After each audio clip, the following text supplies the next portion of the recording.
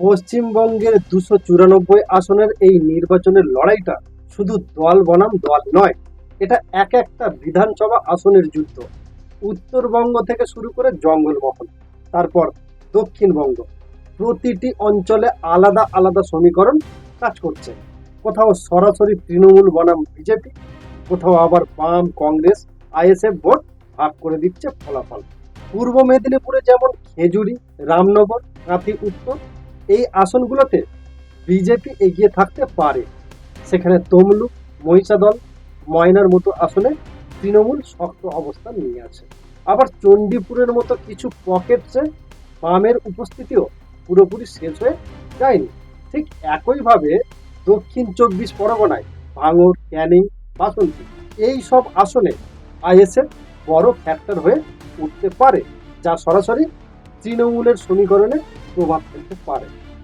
উত্তর 24 পরগনায় বারাসাত, হাবড়া, গাইঘাটা, এই আসনগুলোতে তৃণমূল এগিয়ে থাকলেও বিজেপি শক্ত চ্যালেঞ্জ ছুড়ে দিচ্ছে বনগাঁ, বসিরহাটের মতো এলাকায়।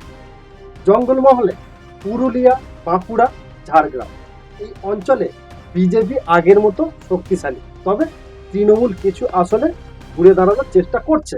মালদা ও মুর্শিদাবাদে, ইংরেজবাজার, সতী ও ডোমকল, এই সব আসনে কংগ্রেস ও বামদের উপস্থিতি এখনো ফলাফলে বড় ভূমিকা নিতে পারে। কলকাতায় ভবানীপুর, রাসবিহারী, বেলেঘাটা, এই সব শহরে আসনে তৃণমূল এগিয়ে থাকলেও বিজেপি এবং বামেরা নিজেদের জায়গা ধরে রাখতে চাইছে। এইভাবে 294টি আসনের প্রতিটিতে আলাদা আলাদা লড়াই চলছে। কোথাও 5,000 ভোটে, কোথাও 2,000 ভোটে ফলাফল উল্টে যেতে পারে। আমরা এখন জেলা ভিত্তিক সম্ভাব্য তালিকার দিকে এগিয়ে যাব। প্রথমেই উত্তরবঙ্গ দিয়েই শুরু করা যাক, যেখানে মোট আসন সংখ্যা 42টি। সেখানে সম্ভাব্য তালিকায় বিজেপি 25টি আসন পেতে পারে, টিএমসি 15টি, লেফট প্লাস কংগ্রেস 2টি, মোট আসন 42টি। এরপর মালদা ও মুর্শিদাবাদ, মোট আসন সংখ্যা 34টা। এখানে তৃণমূল 13টি আসন পেতে পারে, কংগ্রেস 11টি, সিপিআইএম 6টি, বিজেপি 3টি ও আইএসএফ 1টি, মোট 34টি আসন। পূর্বাঞ্চল ও জঙ্গলমহল, এখানে সম্ভাব্য তালিকায় বিজেপি 22টি আসন পেতে পারে, তৃণমূল 16টি আসন, সিপিআইএম 2টি, অর্থাৎ মোট 40টি আসন। বীরভূম, পশ্চিম বর্ধমান ও পূর্ব বর্ধমান, এখানে মোট আসন সংখ্যা 36টি। এখানে সম্ভাব্য তালিকায় টিএমসি 25টি আসন পেতে পারেন, বিজেপি 8টি, সিপিআইএম 3টি, মোট 36টি। নদিয়ায় মোট আসন সংখ্যা 17টি, টিএমসি 9টি পেতে পারে, বিজেপি 7টি এবং সিপিএম 1টি, মোট 17টি আসন। উত্তর 24 পরগনায় মোট আসন সংখ্যা 33টি। এখানে সম্ভাব্য তালিকায় টিএমসি 23টি আসন পেতে পারেন, বিজেপি 8টি এবং সিপিআইএম 2টি, মোট 33টি আসন। দক্ষিণ 24 পরগনা মোট আসন সংখ্যা 31টি। এখানে সম্ভাব্য তালিকায় টিএমসি 18টি আসন পেতে পারে, বিজেপি 6টি, আইএসএফ 4টি, সিপিআইএম 2টি এবং কংগ্রেস 1টি, মোট 31টি আসন। কলকাতা মোট আসন সংখ্যা 11টি। এখানে সম্ভাব্য তালিকায় টিএমসি পেতে পারেন 7টি আসন, বিজেপি 3টি, সিপিআইএম 1টি, মোট 11টি আসন সংখ্যা। হাওড়ার মোট আসন সংখ্যা 16টি। এখানে সম্ভাব্য তালিকায় টিএমসি 10টি আসন পেতে পারেন, বিজেপি 5টি আসন, সিপিআইএম 1টি, মোট 16টি আসন। হুগলি মোট আসন সংখ্যা 18টি। এখানে সম্ভাব্য তালিকায় টিএমসি 9টি আসন পেতে পারেন, বিজেপি 8টি, সিপিএম 1টি, মোট 18টি আসন।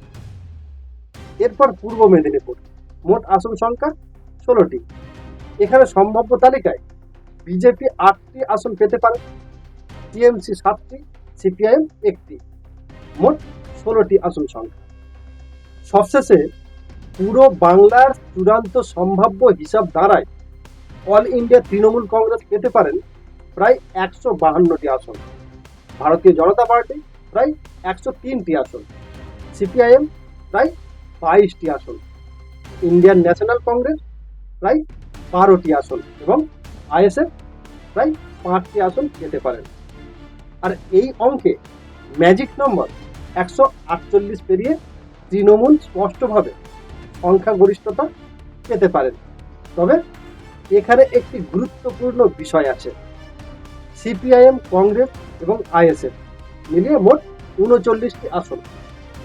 এই সংখ্যাটাই দেখাচ্ছে তারা সরাসরি সরকার না গড়লেও বহু আসনের ফলাফল ঘুরিয়ে দিতে পারে।